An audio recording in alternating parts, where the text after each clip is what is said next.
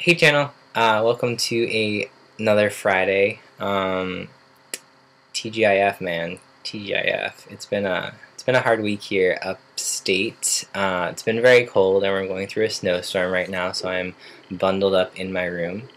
I did cut my hair the other night. I shaved it all off.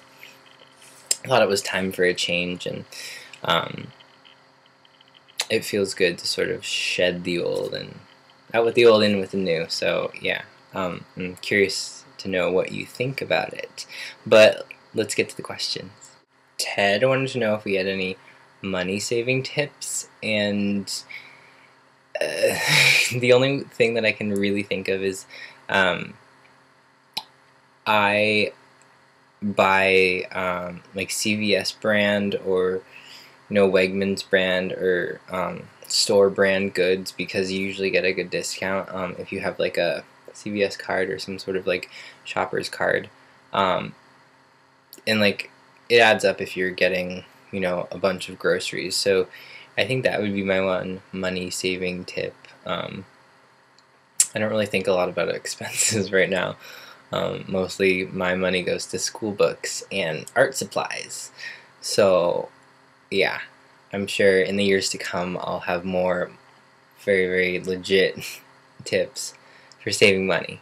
Benji wanted to know if there was something in terms of sex that we've always wanted to do but never have done. And I don't really think there's a whole lot. I don't really consider myself particularly kinky when it comes to sex or sexual exploration. I'm sort of very traditional, um, and it's less about the positions and the act of it, but more about like the two people coming together, I guess. That's just how I see it.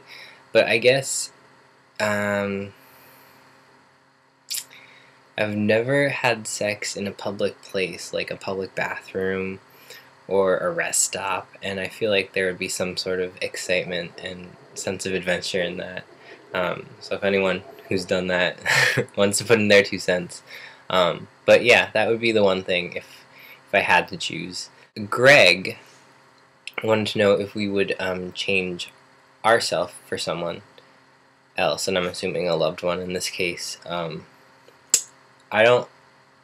I know for a fact that I would not, because that happened before, and I beat myself up over it, and I have a strong sense of self, and for it to be thrown into a relationship and for me to forget about myself completely was really hard for me to digest and stomach, and I don't think I will ever make that same mistake ever again. So I would definitely not change myself. But that being said, that's me sitting here and I'm single right now, so like I don't know. And maybe some guy comes along and something happens in the relationship where I completely reevaluate the way that I am and the way that I act and my entire nature, and maybe that's for the better or maybe that's for the worse, but I can tell you right now that I would not ever.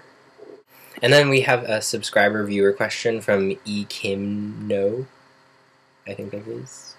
E Kim No wanted to know how do we as 7 Shades of Grey members cope when technology fails, and I asked them to clarify this, and it's sort of like if your computer breaks or like your phone dies or something, or I don't know, something technological doesn't work.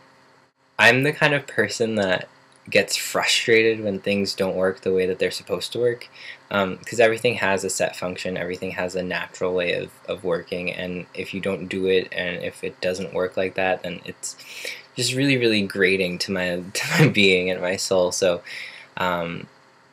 my first reaction is to like hit something. So if my computer breaks, I hit it and I smack it until it works again, which is probably not the best thing to do, I suspect. But in the short term, it does work. But that's my first reaction. And then Guy, thank you for sharing that on the channel. It's something really deep and personal that when you know someone who's struggling with that kind of addiction and that kind of problem, it's really hard to talk about it and share it with everybody else. So I want to thank you and commend you for doing that, and I hope that your mom gets good help and like you can see the happy in life. I know one of my friends in high school, one of my best friends, had the same problem, and she worked her way through it. So there is a bright side, hopefully, if your mother gets there, and I wish her all the best, and I wish you the best, and I'm sending you love from this very, very, very cold upstate. I've been going through this sort of retrospective childhood thing lately, and last week I asked about the happiest moment that you've ever had, and mine came from my childhood. So I'm in this poetry workshop, and we have to write a poem for next week, and it's open. It can be about anything, and for some reason I find myself focusing on the literature that I read as a kid. So books like Tom Sawyer, Blueberries for Sal, Where the Wild Things Are, Winnie the Pooh, Goodnight Moon, like stuff like that. So I wanted to know if there was any childhood book that in retrospect you really, really, really enjoyed and could not live without. So until next Friday, see you. Got me singing like na na na na every day's like my iPod stuck on replay. Shawty's like a melody in my head.